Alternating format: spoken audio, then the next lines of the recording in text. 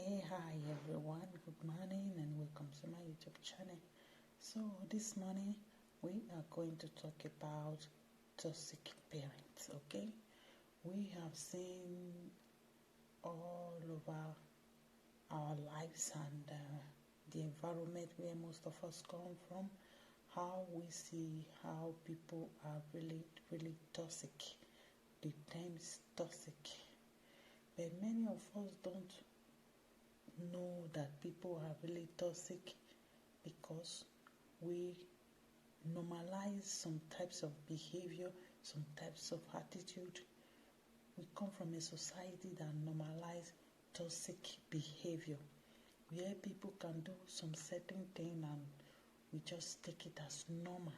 And in the process of internalizing most of the behavior that we see every day from people that we call friends, mothers, associates, it damages us as time goes on. Many of us become damaged goods because we choose to normalize and internalize some certain behavior that we are not supposed to accept in the first place.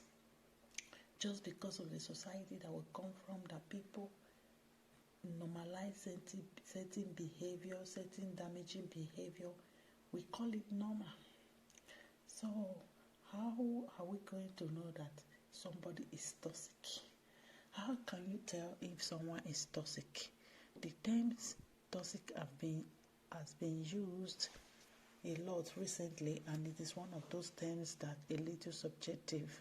Toxic people and toxic relationship come in all shapes and sizes, and what is toxic for one person may not be for the other.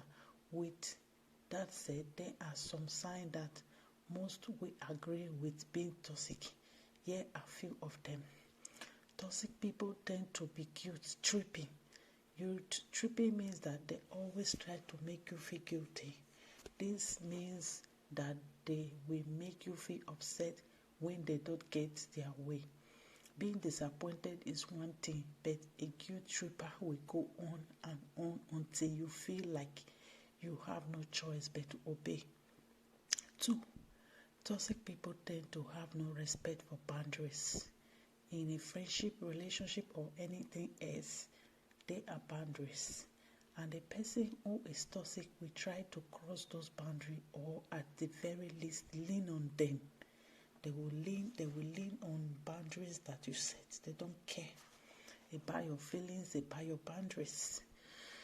Quite a few times, toxic people tend to be the one who can never be nice or praise you without it sounding like some kind of backhanded compliment. A backhanded compliment is something that sounds nice at first, but then when you think about it, it is an insult. For example, if you are overweight and are wearing an outfit that shows some skin, someone may say that you are brave and confident for wearing that. It sounds nice, but it also brings your insecurity to the front and act like wearing clothes is some kind of incredible concept. A real compliment will just be you look great. Okay, continue off that one. A toxic person is one who always seems to talk to you when they disagree. You have probably seen this phenomenon on Facebook, where someone never likes your post or gives support, but if you have an opinion, they will be the first in line to say how wrong you are. Okay, let us go to what makes a toxic parent. A toxic parent and relationship are bad, but the biggest challenge many will face is the toxic parent. A friend who is toxic, you can easily cut them off in most cases, but there is a bigger stigma towards a toxic parent, especially if you have to live with them. Here are some signs of a toxic parent, because if you have a friend and you see the friend is toxic, you cannot go ahead with the friendship or whatever, you can cut it off. But a parent that is toxic, it is difficult to cut off. and how you can deal with them. Let us finish first with what makes a toxic parent. Okay. Is it a toxic environment and a toxic relationship are bad, but the greatest challenge we may face is a toxic parent. Okay. One, here are signs of a toxic parent. They are always overly critical about you. Every decision you make is wrong, and there is no room for disagreement or discussion. Did you see that in most of our mothers, in most of our mother-in-laws, in most of our parents? Did we see this behavior of, I've said my own, you can't dialogue, you can't do nothing, you must follow what I said? Did we see this on most of us? Okay, let us continue. 2, they want to know where you are at all times. They pass the line between concern and watching you like a hawk, hovering over you whenever they can. They want to control you, control everything about you, your decision in life, everything. 3, they won't listen to you because they have a sense of superiority due to them being the parent, even if you are an educated adult. Did we see that? How many parents or people try to control you because they feel superior, because they feel, oh, I'm your father, I'm your mother, and even if they know that you can do this thing, but they just feel that you don't have sense. You're a child. So they have to take your decision for you. They have to do your thinking for you. So let us go to number 4. The toxic parents just create a toxic environment. You feel uncomfortable whenever you are around them. Okay, let us go to how do you deal with a critical mother? Any parent is going to have some disagreement with how you lead your life, okay? Even if the two of you are quite the same. However, there is a limit and many critical parents cross it. If you are wondering to yourself, how can I deal with a relationship with my mother when she's so critical? Here are some few answers. Okay? Set boundaries. If there is a subject that always causes toxic criticism, you should make it clear that you are not going to take it. Instead, agree to change the subject whenever this is brought up. That is, if there is something that is always causing disagreement between both of you, you should make her clear that you are not going to take a criticism, and whenever she brings the subject, you try to change the subject. Don't participate on it, because at the end, it will end up both of you getting hurt and disagree. Okay? Remember, number 2, remember your parent isn't infallible. If you don't agree with your mother criticism, don't take it. Instead, live your own life and tell her that you love her and want to be there, but you are living your own life how you see it. Okay? Number 3, with that said, do empathize sometimes. A critical mother is coming from a good place, but she may just be taking her criticism too far. Listen and try to understand where she's coming from, but also be firm and tell her that this is your decision. Okay? What is an overbearing mother? We are going to the overbearing. Okay? An overbearing mother is a mother who is extremely critical of everything you do. She will always watch you from behind the shadow, only to pop up when you have done something wrong. Overbearing mother can hover over you at all times and are sometimes called helicopter parents. This is another example of toxic parenting, and those who have overbearing mother can have a lot of problems. How to deal with the selfish parent? Selfishness can be hard to deal with. Some people only care about themselves and don't consider your own feelings. With parents, selfishness can arise. Usually, it is the child who is stereotyped as selfish. But parents can definitely be selfish as well. We all know a parent who has treated their child with guilt because they didn't make all the decisions they wanted them to. In order to deal with a selfish parent, it is complicated but impossible. Here are a few steps. Make your point perfectly clear and set up some boundaries. If your parent crosses them, remind them of the boundaries. Try to have an honest conversation about why your parent is being selfish, but try to understand other perspectives. Perhaps the two of you can reach common ground. 3. Remember, you have to do what is right for you. Sometimes it is okay to be a little bit selfish, especially as a response to your parent. Caring for yourself is good, but it crosses the line when you don't have any consideration or empathy for others. Okay, let us go to the critical parenting. What is critical parenting? Critical parenting is when parents are overly critical towards their children. Offering constructive criticism is one thing, but a critical parent is one who is never satisfied with what their kids done.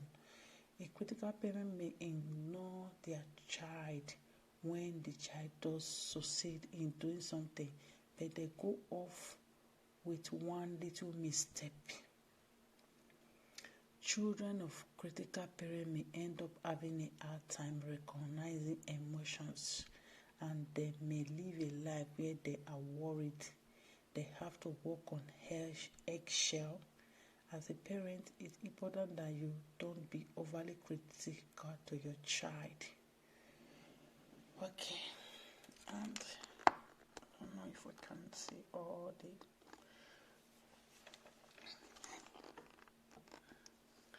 Okay, it said what defines a toxic parent?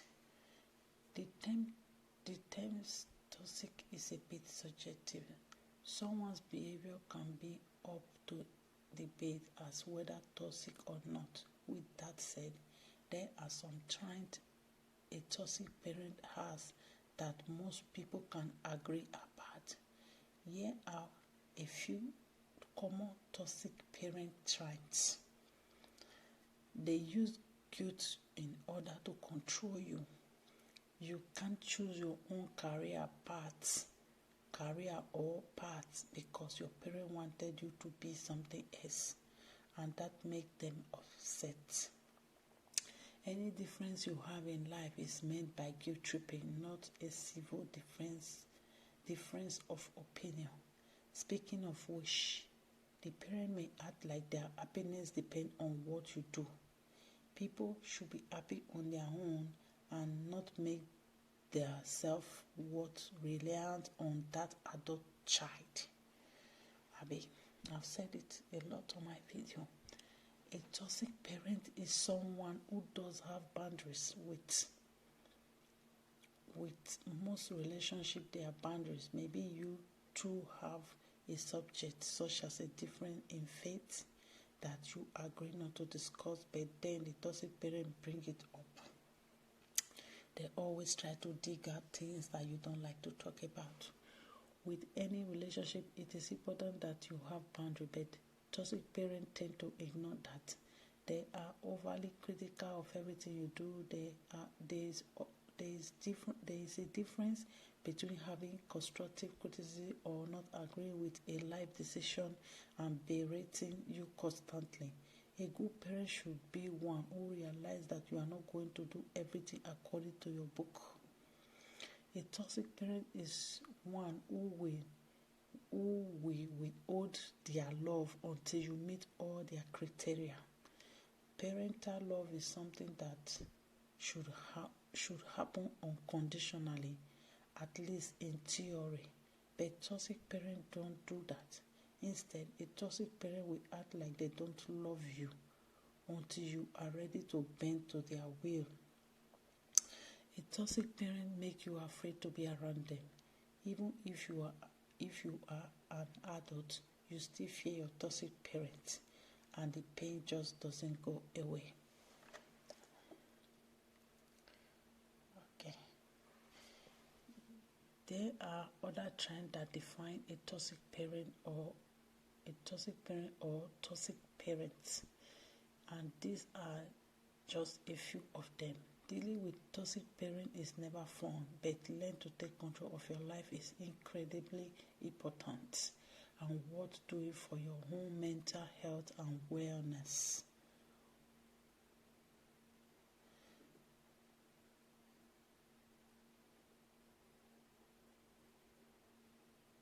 Okay. There is more. It said, why do adult children still live with their toxic family? If you know someone who is an adult, is making money and live with their toxic parent, you may wonder why they are doing it. There are so many reasons for this, and there are a few reasons why adult children continue to live with their parents. Guilt tripping. One sign of a toxic parent is making their adult children feel guilty if they try to have any independency. The toxic parent may say their adult children don't love them anymore if they move. The parent may use a health problem they have or claim to have as in the whole to make the child stay for a person who may feel guilty easily. This technique may work. This is for adults that continue to live under their mother's care, threatening to cut them off while the adult children may have enough money to live. The parent may say that if they move out, they will never be able to speak to their parents again. The parent may be leeching off the child, that is collecting money from the child. This does sometimes happen, especially when the parent doesn't work. Their adult children may be paying all the bills or loaning the parent money they aren't going to pay back, which can cause the child to be poor. The child or adult children may fear their parent if they try to move out. Quite often, a relationship with a toxic mother, father, or parent in general can feel like an abusive marriage, where fear controls everyone, which is not a lie. What most of us fear so much with toxic mothers, toxic mother-in-laws, toxic friend, toxic marriage is that fear. It is fear that controls everything. If you can be able to break your fear, you have everything. If you or someone you know is in a relationship like this, it is important for them to seek help. While they may love their parents, their mental health is much important. Can a toxic parent cause eating disorders? That's another question. Eating disorder means some people, because of the stress they have at home with their mom, they begin to eat excessively, and you see many of them become obese and all. He said, yes, a toxic family member may cause their child to have eating disorder. Some parents can be bullies, telling their children they are overweight or need to lose up pounds. This can lead to poor self-esteem, and with time, the child may develop an eating disorder. It is important to seek help for this whenever possible. He said, then, how do I set boundary with a toxic parent? You may love your parent, but know that they are toxic. If that is the case, it is important to set boundaries and stick to them. If the toxic relationship is due to your belief, your career, or something else, your parent doesn't approve or make it perfectly clear that you don't want to discuss it. When setting a boundary like this, your parent may try to push it. They may make backhanded comment about it. For example, don't let this comment slide.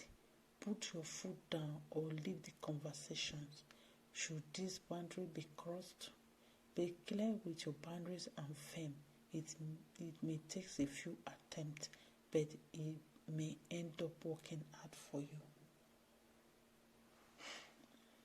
And then, how do I find a therapist who deal with toxic family member? When you have a toxic family member or parent, one solution is to find a therapist. A therapist can help in many different ways, including helping you with any mental health problem you are facing due to the toxic people in your life. By improving your mental health, it can allow you to be firm on your communications, being the middle person to a family feud. It's important to find a therapist who can help everyone reach common ground and who can teach people who may have communication problems to talk in a way that's productive and not toxic. It is also important to find a therapist who can work individually as well as together with the family. Sometimes you may not feel comfortable with talking with your family about everything, and if you find a therapist who does both, it can be beneficial. He said, can I find a therapist who reconnect me with a family member? Okay. Adults, children, family member, be in toxic parent or other relative may be strange. A therapist can help you reach out or be the mediator. This is another case where if you find family therapists who help with all of that. If I find a therapist, are there any red flags to look out for? If you are having family issues, it is important to seek help from a therapist as soon as possible. But you also need to have a therapist who will help you. Here are couples of therapist red flags.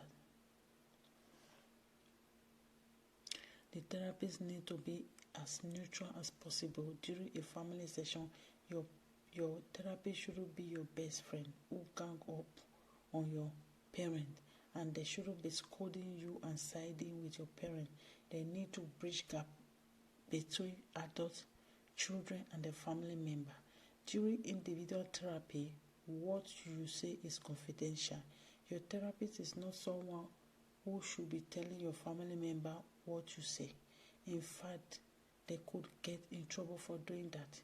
It is important to find a therapist who uses proven technique to help repair relationship.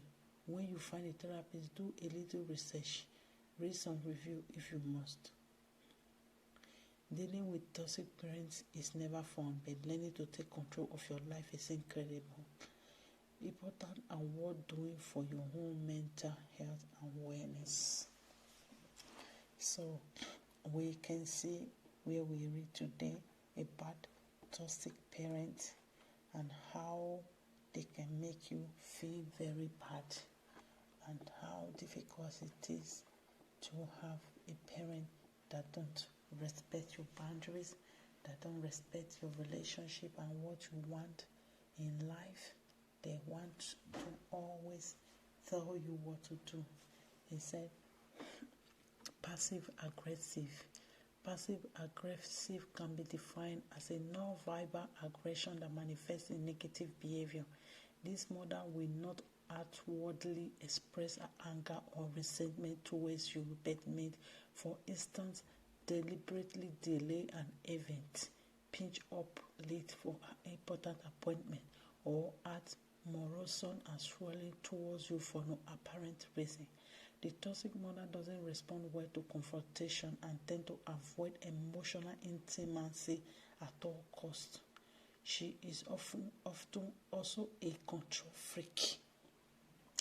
Most toxic mothers, toxic mother-in-laws, toxic sister-in-law, whatever, friends marriage, most of them are control freak.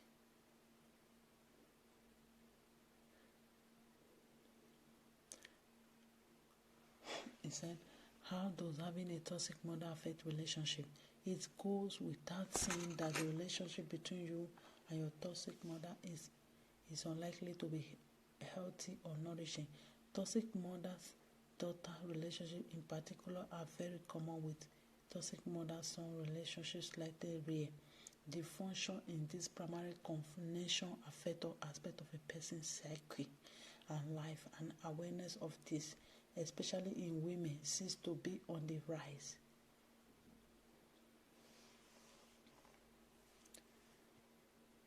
Okay, he said, Benjamin Webster, a trained psychologist and a life coach, has coined the phrase mother wound, defining it as the pain of being a woman passed down through generations of women in patriarchal cultures. Essentially, she argues that those above and other trends of a toxic mother are the result of dysfunctional coping mechanisms in patriarchy cultures. This is a sober reminder that the toxic mother is herself a product of abuse, not only of a dysfunctional upbringing, but a largely male-dominated society. That said, men are not exempt from this issue. Elaborating on the defining the mother wound can be applied to explain many men's life experiences too. You see,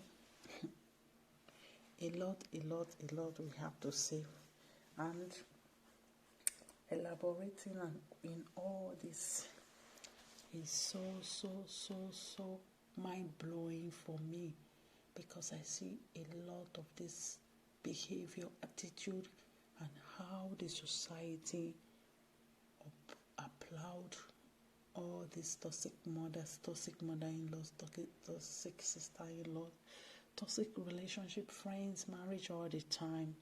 They just want you to be there to feel the pain and to get yourself hurt. He said, an unaddressed mother wound give rise to feeling of adapted from womb of light, not being good enough, shame, or the consistent sense that there is something wrong with you. Attenuation, or the feeling that you must remain small, powerless to be loved. Persistent guilt for wanting more than you currently have. Can you see? It's difficult. These feelings and an inner sense of disempowerment and worthlessness are ultimately what will shape all relationship in a person's life. It takes no stretch of imagination to see that this influence is not positive and urgently need to be addressed. Oh my gosh, I can't laugh enough. You see, not being your full self because you don't want to be to treating others. Having a high tolerance for poor treatment from others. Many of us allow people to treat us bad. Do I lie? Many of us allow people to treat us bad because we think that we don't deserve to be treated properly. Everything we say, okay, now my mother-in-law, now my sister-in-law. No, you are destroying yourself. They have to put themselves in order. The problem is not you. You don't have any problem in all this. You are just the victim. It's the emotional caretaking, feeling competitive with other women. Self-sabotage. We see people self-sabotaging themselves every day because of the way they were brought up, the way the society choose to portray them, to make them feel bad, to make them feel small. Being overly rigid and dominating. Conditions such as eating disorder, depression, and addictions. Seeking help, realizing that you need help to deal with an issue is most often the first important step in any healing journey. Most of us need to heal. We need to heal. I am on my healing journey. That is why I say all these things. If reading this article is triggering, it may be an indication that there is something active in your cycle that needs your attention. However, it will not be advisable to tackle this one alone. So, I think I am going to stop here. There is a lot.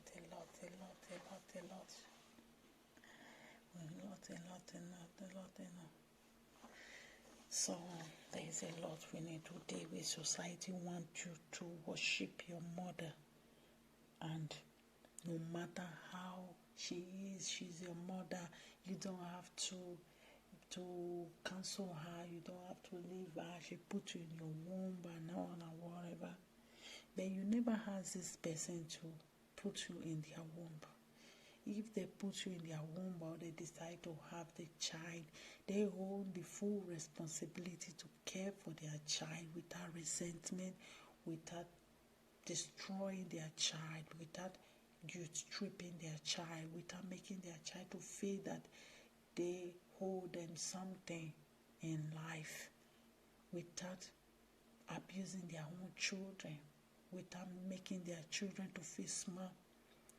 People think that is the most troubling place, the most sickening thing, that most of people in the society or these mothers choose to make people to feel that, oh, because she put you in a womb for 9 months, she has the right to destroy your life, to make you feel bad.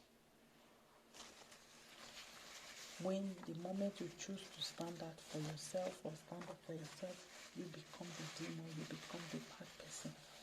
You become disrespectful to them because you choose to say that you don't want to be abused anymore, you don't want to be disgraced anymore, you don't want to be small anymore. You become a problem to this type of people.